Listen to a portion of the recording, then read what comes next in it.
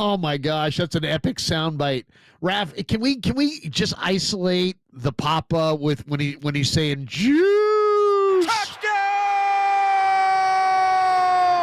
Juice! That is awesome. That is awesome. Welcome back. It's Niners Nightly. We're not with you tomorrow night because Ohio State is or no, not Ohio State. It's Penn State Notre Dame tomorrow night. Or is that right? Penn State Notre Dame.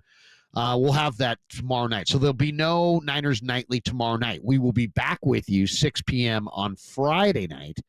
And the great David Lombardi is going to stop by. So we're looking forward to visiting with Lombardi Friday night. He'll be with us right around 6:30 on Friday night during Niners Nightly. But with us on the UMA guest line is our favorite, the man himself, boots on the ground, hardest working guy there is, John Dickinson. What's up, JD? How are you, man? Larry, how are you? Good to be with you, my friend. And busy day in 49er land today. A lot of newsy stuff, a lot of forward discussion as this offseason begins for the Niners, much sooner than I think they obviously wanted it to happen.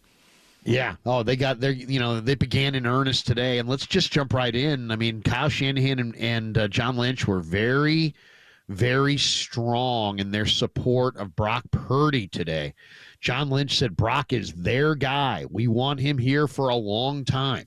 Kyle Shanahan said Brock is his quarterback and that he's the quarterback that he wants for the rest of his stay here in San Francisco. It was a really strong pro-Brock public support by both the head coach and the GM. I bring it up because let me ask you this, JD. Players that are under contract, their agents can talk to the team at any time. If the Niners had talked to Brock and his agent had demanded $65 million or some astronomical number that they were not willing to pay, do you think they would have been so all in that he's their guy and want him here long term? I almost get the sense that they may have exchanged some preliminary figures and that they have a pretty good idea that they can bring this ship to shore contract-wise. Am I reading too much into this? What's your read on their support of the quarterback today? Well, I think they want him to be the guy. I think he is the guy. I mean, first and foremost, and I think if you go back to even yesterday when Brock Purdy met in the 49ers locker room, on the locker room cleanout day, and you watch or listen, I know you were there. I mean, or Monday, I guess. The days are running together. I guess that was 2 days ago now.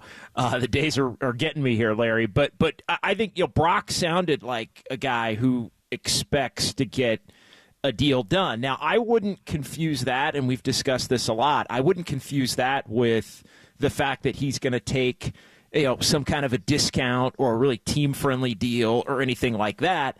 But I also think when you look at the entirety of his resume to this point, I think it's fair to think that the $60 million number is off the table at this point. So to me, I don't think it's, in terms of the average annual value or the guarantee average, however you want to characterize it, I don't think it's in the low 40s necessarily, but I also don't think it's 60. So I think both sides, common sense would dictate that. So whether they've exchanged numbers or not, I think what we're talking about here, Larry, is something in the range of if 60's off the table and that low-end 40 is off the table, if the 49ers are not on the low end going to be kind of wanting to have that be the number, then I think what we're really talking about here is between $45 and $55 million.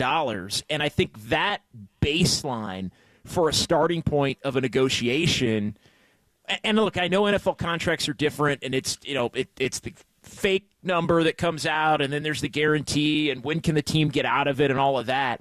But in terms of the average per year, in terms of the guaranteed money and what Brock Purdy's going to want, and an opportunity maybe to get a new deal at some point, let's say in 3 years, the Niners' opportunity to maybe leave the deal in 3 years, I think we're talking about between $45 and $55 million. And if that's your framework, then I think you can. It's a lot easier to meet in the middle when it's that little $10 million starting point, hypothetically, as opposed to a $20 million or more, starting point. That's where, to me, you hear sides are very far apart. If we're only talking about that smaller gap, I think it's easier and more harmonious, the discussions that are ahead here. And I do get the sense, and I think it's a good thing, that they want to get, Brock, it sounded like, wanted to get it done before OTAs. That was something that kept coming up. I really, for all the, off-season program, OTAs, all this stuff, basically April, right? When the team's back in the building and able to have off-season practice, it's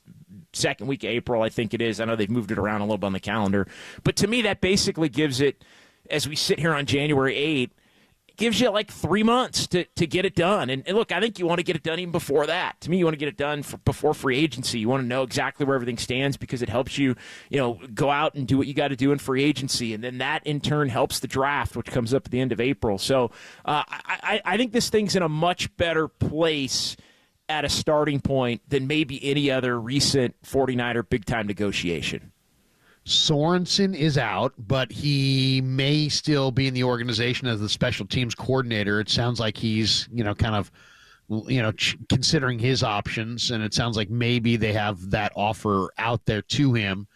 Who would you advocate as the new DC? I mean, Josina Anderson is reporting that, Robert Saleh is going to consider head coaching positions, but his fallback option could be to return to the 49ers as a defensive coordinator. Would he be your first choice? Do you think he's theirs? He would be my first choice, without a doubt. And we'll see if he ends up getting a head coaching job. I wouldn't think that he would, but I understand, obviously, that he would want to go through that process. Saleh, I'll go two ways on this. Saleh would be my number one, without question. I think it was the right call, by the way, to move on from Sorensen. I think it shows a heck of a amount of respect for Kyle Shanahan and John Lynch to sit up there and say, hey, look, we'd love to keep him around. I think that a stable, to me, that's the thing that a stable organization does. It's like, hey, we like this guy. Maybe he wasn't in the right position. Our players love him. He's a high level guy. Like, we think we can find another role for him if he's open to it. Obviously, he has to be open to it. Anytime management comes to you in any walk of life with something like that, I think my and your first inclination probably be to be pissed off, and that's fair. Like that's natural, right? But then you're also, pragmatic and logical, and you take a step back and you think, hey, this likely would be an organization you'd want to be with. So I think a strong organization having the ability to move on from somebody in a position that didn't work, and it didn't work with Sorensen. I think it's good, even though it's a bad look maybe that they had to do this 2 consecutive years. And things got a little weird with Wilkes at the end, and then it was so late last year that they hired the guy that basically I just think the players liked the most. And it wasn't Brandon Staley, who I think for a number of reasons they didn't want to be be in the mix. Obviously, coming off the dreadful head coaching performance and defensive performances of the Chargers. So Saleh would be my number one, Larry. I think they made the right call on Sorensen, and I'll just say one more. I know they said, Kyle said he was going to listen and, talk with, interview Brandon Staley. Brandon Staley would be off the board. I understand you want to talk to him, interview him, show him the proper amount of respect for being somebody that was in your organization. But Saleh's my number one. Sorensen, to me, would be completely off the board. I would not touch him. Staley. Rather. Staley. Yeah. Brandon do you Staley, think... Now, Shanahan did say today, I love our wide 9 scheme, but then he went on to say, we have to be able to adjust scheme-wise, flexibility, and then when he was kind of pushed on it, he said he's open to a new defensive scheme. Do you think the 49ers should move away? I mean, irregardless of the coordinator choice, Sure. I mean, you watch a lot of football. I mean, look at all the teams in the playoffs. I would say 80 to 85% of them or more are 3-4 defensive front football teams. Almost all the best defenses in the game right now are 34 fronts, and the Niners are a 4-3 wide 9 front. What do you think that, would you be surprised if they were not a wide 9 team next year? I would be. I think the coordinator, whoever they ultimately interview and hire, to me the coordinator would be the person that would make me accept the change if I'm Kyle Shanahan. Like, I think I would be inclined to stick when you look at the personnel of this team. I mean, to me, you're a 4-3 defense. Like, Bosa is the quintessential 4-3 hand in the ground, pass rush. Like, to me, they need. I don't think the scheme is necessarily the issue, but I think if there's a coordinator that's highly touted and experienced, and he runs a 34, and he interviews with the 49ers and Kyle Shanahan and says, hey, I would do this, this, and this, and this is how this can work, and wow, this guy can work in a little bit of a different position or a different scheme, and we need to go get a couple of these guys if you're gonna do it. Like, I would be open-minded. I think that's the thing that was the best and maybe most important takeaway for me, because they have time to figure it out here over the next month or so, what they want to do with the coordinator. But I'd be inclined to stick with the 4-3. I think they have 4-3 talent. I think it's easier to add talent to this roster in the draft and free agency if they stick with the scheme.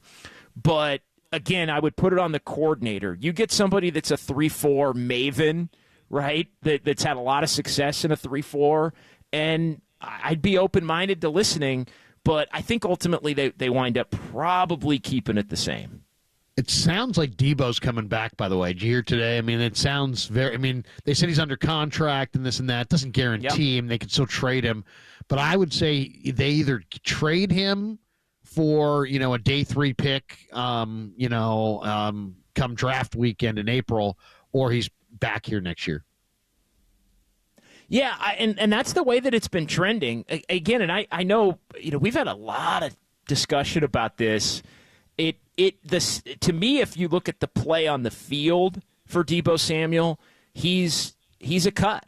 Like, he's somebody that wouldn't come back. He's somebody you'd look to move on from and refresh the position a little bit with some new blood. Like, to me, that's just the blunt, honest truth of it when you look at the evaluation of the player, right? Without factoring in contract, without factoring in the stature in the locker room and just how much Kyle Shanahan really loves the personality that Deebo Samuel plays with on the field when he's right. Like, to me, based on his play, he'd be a cut. But I think based on the contract, you don't just it doesn't make a lot of sense to cut him. So, does it hurt? If it's not going to hurt you to keep him, then you might as well hang on to him and see if he has a bounce back here, and then he becomes a cut at a later point in time. So, to me, you don't need to cut him just because you think you have to do something and he didn't have the season that you hoped, and maybe he's lost a step and all of that. So I understand the rush to not believe you have to just cut for cutting's sake. But I just don't think the trade market is going to be there. I think if it is, and there's a player that the 49ers are targeting, maybe with a late round pick, or they want to add a pick, that they could package to move up at a different point. I mean, this is a huge draft. I mean, that's the other thing. The 9 picks that the 49ers have, and 11 and 43 specifically.